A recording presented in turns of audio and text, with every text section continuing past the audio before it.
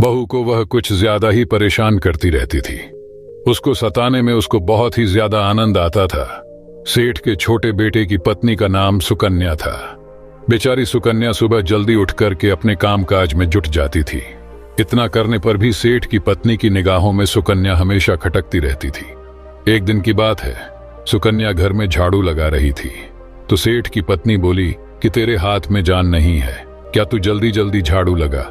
मैं मंदिर जा रही हूँ, मेरे लौट कर आने से पहले तू भोजन बनाकर तैयार रखना और आते ही मैं उस भोजन को ग्रहण करूंगी। और सुन, अन्न का एक दाना भी बर्बाद ना हो पाए।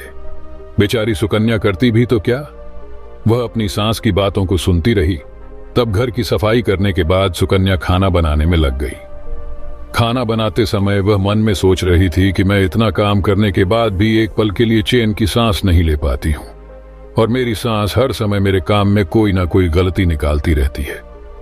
सुकन्या यह सब सोच ही रही थी, जितने में दरवाजा खटखटाने की आवाज आई तो सुकन्या ने सोचा कि अभी तो भोजन तैयार ही हुआ है, लगता है मेरी सासू माँ आज जल्दी ही लौट आई है।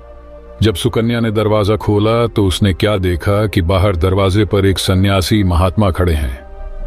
दोस्तों, वह साधु महाराज सुकन्या से कहता है कि बेटी, तेरा सुहाग अमर रहे, बाबा को कुछ भोजन करा दे, मुझे बड़ी तेजी से भूख लग रही है।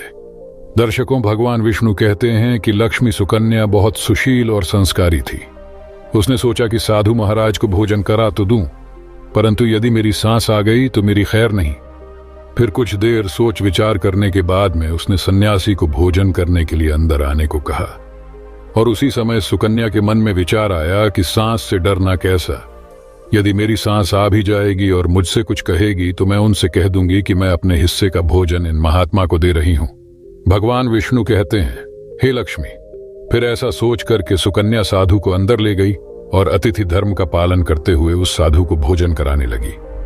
अभी साधु भोजन कर ही रहा था कि सुकन्या की सांस आ गई और फिर साधु को घर के अंदर बैठा भोजन करते देखकर कि उसका गुस्सा 7वें आसमान पर जा चढ़ा और एकदम से साध महाराज से कहने लगी, यहां पर क्या किसी प्रकार का भंडारा या दावत नहीं चल रही है, जो तो राह चलते भिखमंगों को घर में बिठाकर खिला रही हो।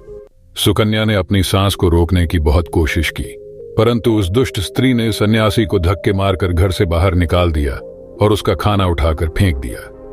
अब उसका क्रोध सुकन्या पर टूटा और कहने लगी, अरे दुष्ट औरत, मैंने तुझे कहा था कि अन्न का एक दाना भी बर्बाद नहीं होना चाहिए, लेकिन तूने क्या किया, उस भिखमंगे को इतना सारा भोजन दे दिया।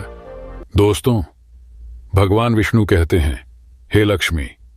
सुकन्या डरती हुए बोली, दोनों दर्शकों, इस कहानी का दूसरा भाग सन्यासी को अगले पार्ट में है।